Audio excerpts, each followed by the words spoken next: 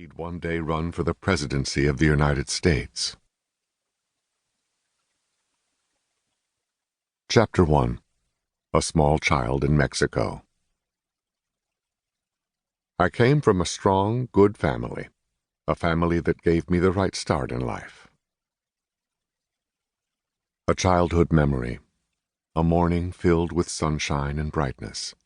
A young boy sits on the step of his parents' home, waiting the promise of a new day. The sky is a brilliant blue, the sun a golden sphere. It is hot, as it often is in northern Mexico, and sunlight looms as a golden haze in his eyes. His village is a quiet, rural place.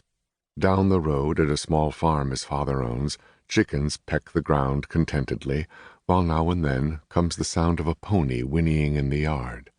Nearby, fruit trees are filled with songbirds chirping. And somewhere in the distance can be heard the flat, ominous rap of gunfire. It is General Salazar's rebel army coming down from the hills, and they are approaching this town, Colonia Dublan, a tidy, prosperous Mormon enclave situated amid the relative poverty of its indigenous neighbors. This is the birthplace of young George Romney, the place where just this month he has celebrated his 5th birthday. Although the boy doesn't realize it, the gunplay he hears has already torn him loose from his comfortable foundation and will soon set him on a long, winding pathway, one of many roads he will travel in his long lifetime. It will be a unique American journey. Before his next birthday, he will be a homeless refugee living in a tent city dependent on the handouts of others. By age 10, he'll know firsthand the sting of hunger and poverty. While still a teenager, he will take his religion, a faith misunderstood by many and despised by some, and travel as a missionary to Europe, preaching his beliefs in public squares. By the time he is barely old enough to vote, he'll work on the floor of the United States Senate. Somewhere down the years, a day will come when he'll quit college to journey to Hollywood to try to win the hand of a beautiful young starlet he loves with a deep intensity. Later, he will move to Detroit, where he'll lead America's greatest industry in a new direction. This young farm boy, soon to be face to face with armed revolutionaries in a quiet town in Mexico near the dawn of the 20th century, would one day become the most famous businessman in the world, a 3-term populist governor of Michigan, and front-running candidate for the presidency of the United States. But first, he must face the rebels.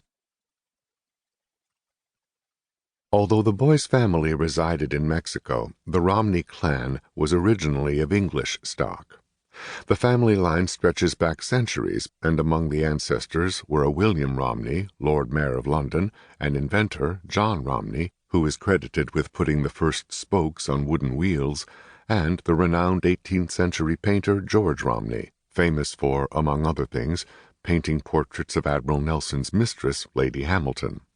Another branch on the family tree included a farmer. His exact name has been lost to history, but he bred a variety of sheep still known as Romneys that, like the Romney family, are sturdy and known for being more than a bit stubborn. However, since the early 1700s, perhaps the most common profession of the Romney line was carpentry. The Romney tribe in North America descended from Miles Romney, born in Dalton-in-Furness, England in 1806. Miles, a carpenter, and his wife Elizabeth Romney, née Gaskell, were first attracted to the Church of Jesus Christ of Latter-day Saints, the religious group commonly called the Mormons, after hearing Orson Hyde, one of the first Mormon missionaries to England, give a passionate speech in a public square. They became believers, and in 1839, Miles and Elizabeth Romney were baptized in the Mormon faith. Less than 2 years later, the couple made the momentous decision to immigrate to America, which was the birthplace and seat of the Mormon religion.